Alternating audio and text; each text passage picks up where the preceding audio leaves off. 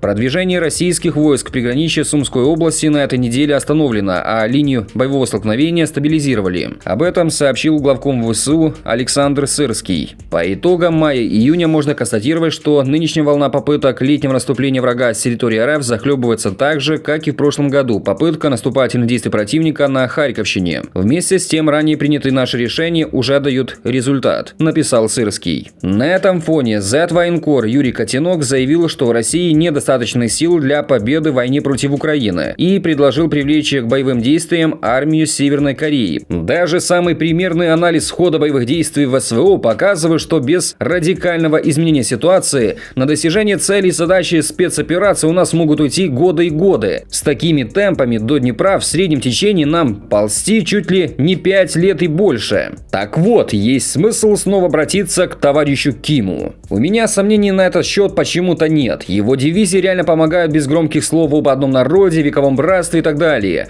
Они просто воюют, гибнут и истекают кровью, но всегда выполняют поставленную задачу, потому что Ким единственный. Написал Котенок и в очередной раз признал, что они не могут справиться с войной, которую сами же начали. Но в Киме и правда сомнений нет. Йонхап со ссылкой на разведку Южной Кореи сообщает, что Каандар может направить дополнительные войска в Россию для участия в российско-украинской войне в июле или августе.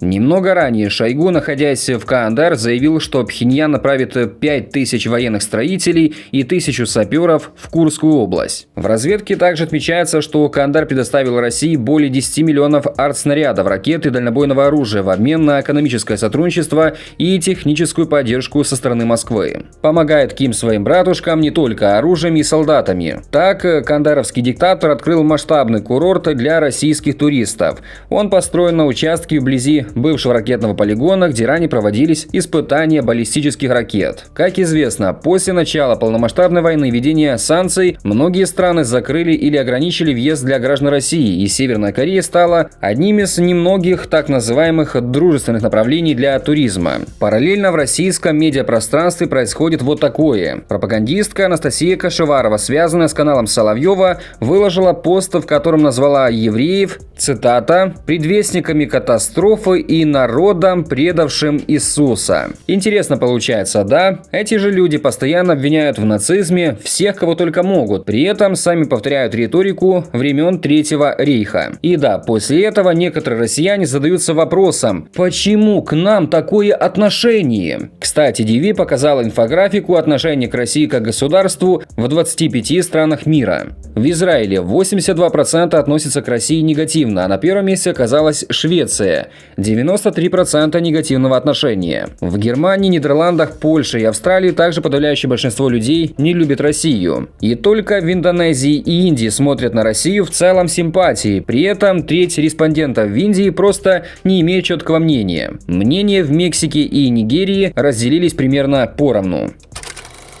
Российский зомбоящик внезапно пропустил правду. Депутат из Якутии объяснил, почему жители региона едут на войну против Украины. Предсказуемо из-за нищеты. В регионе нет достойной работы или зарплаты, и денег не хватает на содержание семьи, считает депутат Гаврил Парахин. И спрашивал проблему, почему, как они оказались. Основная эта часть из них содержать семью.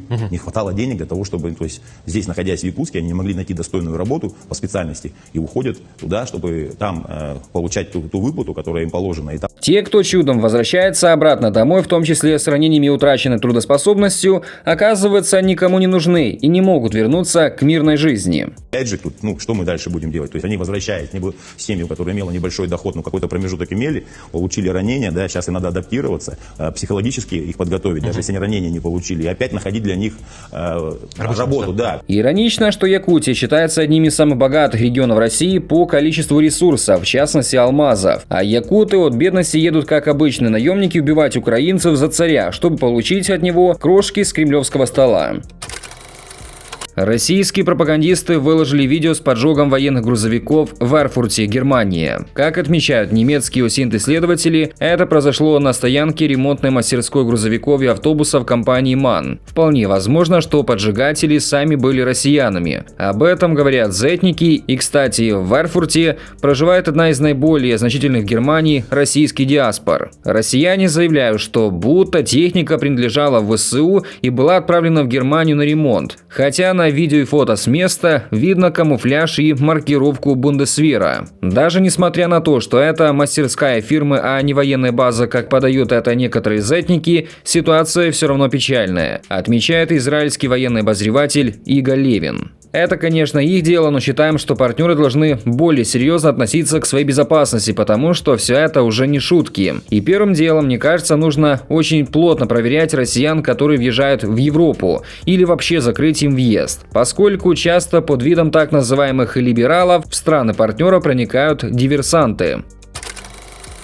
Трамп на вчерашнем саммите поклялся, что Россия не нападет на НАТО, пока он будет президентом. Кроме того, как пишет FT, Трамп начал использовать более жесткий тон в отношении Путина и стал мягче к Зеленскому. Во многом это сработало благодаря стратегии задабривания американского президента. Так, генсек НАТО Рюте не гнушался использовать открытую лесть, манипулируя нарциссизмом Трампа. Например, он назвал президента США «папочкой». Позже он заявил, что это была лишь метафора, но Трампу это понравилось. Как сообщается, в кулуарах европейские лидеры пытались склонить Трампа к большей помощи Украине, апеллируя к успешным ударам США по Ирану. Тем временем CNN Turk пишет: Эрдоган заявил, что Трамп выразил готовность приехать на переговоры по Украине в Турцию, если к ним присоединится Путин. Наша конечная цель – провести встречу на уровне лидера в нашей стране и построить долгожданный мир. Об этом мы сказали и президенту США Трампу во время нашей встречи. Если для решения проблемы Путин приедет в Стамбул или Анкару, я тоже приеду в Стамбул или Анкару, сказал он. Проведем необходимые переговоры и, дай бог, как можно скорее организуем эту встречу, сообщил Эрдоган. В Украине ведется разработка аналога российского комплекта УМПК, так называемого КАБа. Комплект уже проходит испытания. Издание Defense Express получило видео с этих испытаний. На нем видно сброс украинского КАБа с фронтового бомбардировщика Су-24. Модуль планирования и управления под 500-килограммовую бомбу собственной разработки. Разработанные крылья легко одеваются на бомбу. Там нет никаких проблем, чтобы подключить. Всего несколько минут. К изготовлению привлечены отечественные предприятия. Модуль навигации свой. Однако сейчас есть решение протестировать на нашем изделии новую разработку одной из ведущих французских компаний, чтобы обеспечить максимальную неуязвимость и устойчивость в условиях РЭП. Но есть еще некоторые детали, которые мы все же вынуждены возить за границей, рассказали Defense Express разработчики украинских КАБов. На сегодняшний день КАБ совершает планирующий полет на 60 километров, но уже прорабатывается решение, которое позволит поражать цели на дальности 80 километров. И еще немного красивого. Воздушные силы ВСУ показали, как летчик-истребитель Денфикс уничтожает ракетой класса «Воздух-воздух» российский шахед в ночном небе. Денфикс – пилот фронтового истребителя МиГ-29 Севастопольской бригады тактической авиации, воздушное командование «Запад» ВС ВСУ. На боевом счету пилота более 20 уничтоженных крылатых ракет и дронов.